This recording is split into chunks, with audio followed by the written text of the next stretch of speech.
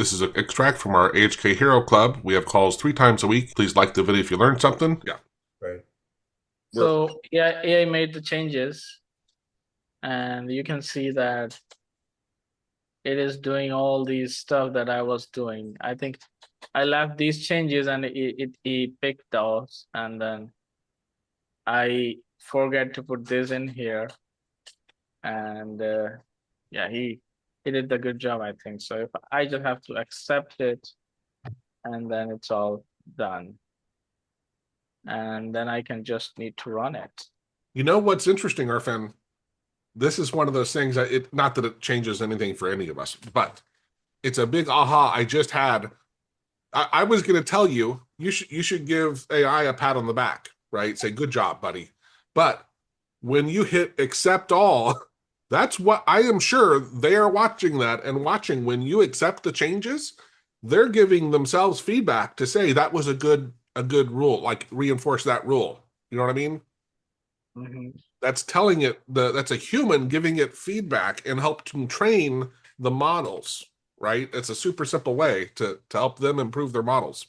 Yeah, I had here like good and bad. So when it does the bad thing, I just do a bad, and it helps. But my point is, when you accept the changes, if they're smart, they should be doing the same. They should be. That's better than saying it's a thumbs up or thumbs down. If you accept the changes, it's a matter of fact. It's a good, a thumbs up. Which most things in life, like we use AI, we don't have that super simple way to give the feedback. It has to be manually done, right? That's my point. Is this would be programmatically like help them learn like that. Yeah, that was good. Anyway. Okay, so let me see. I think it's doing its job correctly.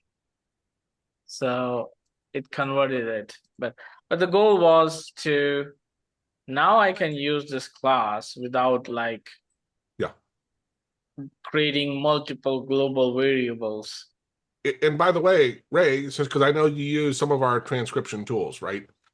This tool, when we're using it through Assembly AI, we're building it so you can ahead of time say, hey, Irfan, this is how you spell Irfan. And when you spell it incorrectly, any of these ways, there's multiple different ways, it goes to map to IRFAN, right?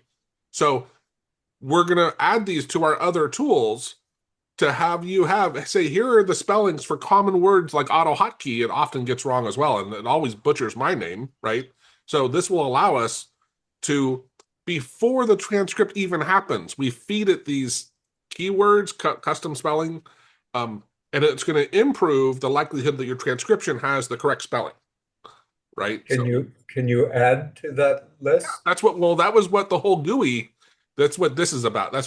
So we had the JSON, and I'm like, well, I'm not going to ask people to go edit their JSON files. It's too likely they'll mess up.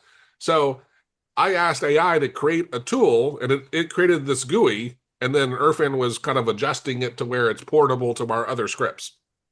But yeah, that's what we're going to be pushing to a lot of our tools that we do transcription through, because sure, absolutely, you should be able to enter, names of things.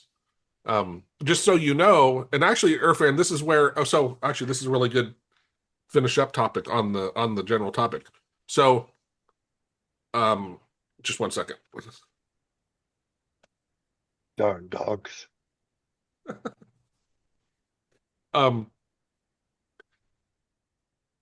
This tool uses Assembly AI for transcription. This approach, they have several different ones, and we try different ones. This one seemed to really make a difference. Unfortunately, it's for a word. So it's custom spellings of a word, not, and you actually can put Joe Glines, but the destination, the word that you're replacing, has to be one word, right? You can't have Joe space Glines in the destination, the two. It has to be a single word, no spaces. And so Irfan brought up, he's like, well, we could still have it say Joe Glines in the from, and then in the to, we can have it put in Joe _ Glines, and then because we're the coders anyway, we make sure we do a search replace the Joe on after we do the transcription, Joe underscore Glines to be Joe space Glines, right? So we're working around, I don't want to call it inabilities in their API. It's how their API is laid out. We're going to get what we want, even though they don't offer that as a service. Does that make sense? So, and it's a simple programmatic workaround because it's super simple to put that underscore in the Joe underscore Glines at the 2, and then to go after everything's done and just, it's a given. It's a, it's not predetermined. What's it called? It's deterministic, right? Like it's math at that point. So we will put like these, and then in the end, we will just replace the underscore with the space. Yeah. So we're still, their API will accept it because that is, well, we do have to test it, the underscore, but it doesn't matter. We could put XXX, right? It doesn't matter what we put there because we're going to do the replacements, whatever we put there. I know we can get around it. But that will, yeah, go ahead. So that was a simple example to convert your function that are like tied to each other. So I know this whole AHK is doing one job, and all the functions that are mentioned, they're calling each other, and then I just bind them together with the one class. And now whenever I want to use anything, so I would say like build GUI, and then I would say, okay, so let me just replace this by a static new. So whenever the script is running, it will call that function. So this dot build GUI. And now I do not have to build it. I just need to show it. So this show should not be here, but whenever I want to show this GUI, so I should say here, show, and then I can. So, and now I can use a hotkey here, like F1, or I can tie it to a menu. So create a menu dot, and then like this. And then when I run this tool, I don't have GUI, but I will go there and right click on it. And then this, you can see the word sub editor. I click on it and it will show up. So, and it will do all the things within this class. So no function, not a single function expose, and you can like create another function outside and they will not conflict.